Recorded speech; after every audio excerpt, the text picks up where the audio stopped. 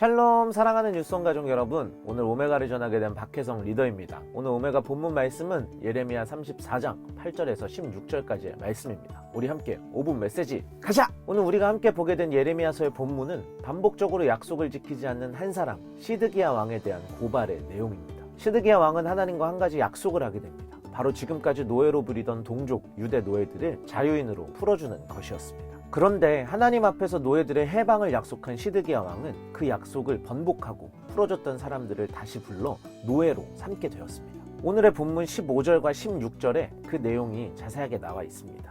그러다가 얼마 전에 너희가 비로소 잘못을 뉘우치고 내가 보기에 올바른 일을 했다. 같은 민족인 히브리 사람을 종으로 삼았던 사람들마다 종에게 자유를 선포하였고 내 이름으로 불리는 성전에 나와 내 앞에서 언약을 맺기까지 했다. 그런데 이제 와서 너희가 마음을 바꾸어 풀어줬던 남종과 여종을 다시 데려와 종으로 삼아서 내 이름을 더럽혔다. 오늘 시드기야 왕을 통해서 하나님께서 우리에게 주시는 한 가지 메시지가 있습니다. 약속을 잘 지키는 것이 약속을 하는 것보다 더 중요하다는 것입니다. 아무리 훌륭한 약속이라도 그것이 지켜지지 않으면 아무런 의미가 없습니다. 우리가 하나님의 성품을 선하고 신실하다고 고백하는 이유는 하나님께서는 자신이 하신 모든 약속을 신실하게 다 지키시기 때문입니다. 하지만 오늘 본문 속의 시드기야 왕은 하나님 앞에 약속을 하지만 하나님과의 약속을 지킬 능력이 전혀 없었습니다. 그리고 이것은 사실 시드기야뿐 아니라 우리 모두의 모습입니다. 우리가 잘 알고 있듯이 배와 그물을 버려두고 예수님을 따른 베드로 역시 어떠한 상황과 환경에도 자신은 결코 예수님을 떠나지 않겠다고 호언장담했지만 예수님을 3번이나 부인하는 약속을 지킬 능력이 전혀 없는 연약한 사람이었습니다. 우리는 우리의 생각보다 훨씬 더 연약합니다. 마음으로는 하나님과의 약속을 지킬 마음이 굴뚝 같지만 사실 우리는 하나님께 한 약속을 지킬 수 없는 신실함과는 거리가 먼 존재들입니다.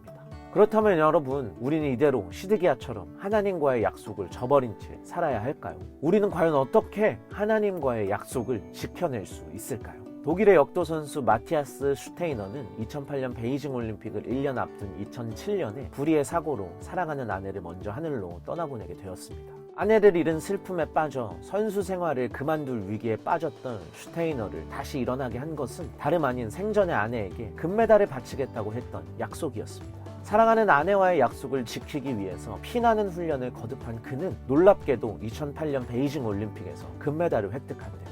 금메달이 확정된 직후 슈테이너는 바벨 위에 엎드려 오열했고 시상식에서는 아내가 항상 곁에 있었음을 알리기 위해 세상을 떠난 아내의 사진을 금메달과 함께 들어보이며 미소를 지었습니다. 이 장면은 경기를 시청한 수많은 이들의 눈시울을 적셨고 지금까지 100년이 넘는 올림픽 역사상 가장 감동적인 장면 중 하나로 회자되곤 합니다. 사랑하는 여러분, 약속을 어긴 시드기야 왕과 약속을 지킨 슈테이너 사이에는 명확한 차이가 존재했습니다. 그것은 바로 약속했던 대상을 향한 사랑입니다.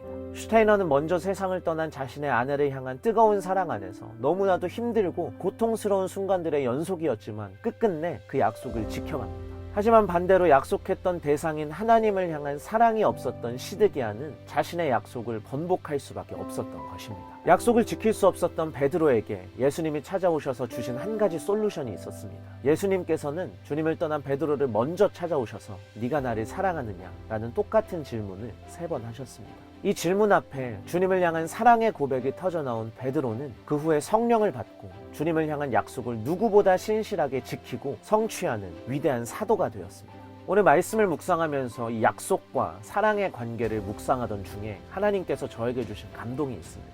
성경은 하나님과 우리의 관계를 신랑과 신부라고 이야기합니다. 왜냐하면 신랑과 신부의 관계야말로 정말 모든 순간순간이 약속 위에 세워진 관계이기 때문입니다. 그 약속은 바로 신랑과 신부의 혼인 서약입니다. 약속을 지킬 수 없는 우리를 위해 그분이 먼저 우리의 신랑이 되어 주셨습니다. 그리고 십자가를 통해서 우리를 향한 약속을 영원한 사랑으로 보여주셨습니다. 오늘 저와 여러분을 위해서 자신의 모든 것을 들여서 혼인 서약을 체결한 분이 계십니다. 그분은 신부가 될 자격이 하나도 없는 우리를 죄와 사망으로부터 건져내기 위해서 자신의 모든 것을 내어주신 우리의 신랑 예수 그리스도입니다. 그리고 오늘 예수 그리스도께서는 저와 여러분들을 향하여 이렇게 말씀하고 계십니다. 나 예수는 영원히 오직 당신만을 사랑하겠습니다. 우리가 어떻게 하나님과의 관계 안에서 신실하게 주님 한 분만을 사랑할 수 있을까요?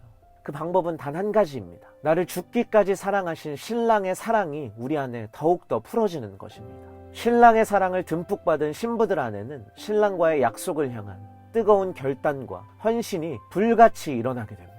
우리를 죽기까지 사랑하신 신랑 예수님 한 분만을 향한 사랑으로 들어가는 거룩한 주님의 신부들로 일어나는 우리 뉴송처치 되기를 주 예수님의 이름으로 축복합니다.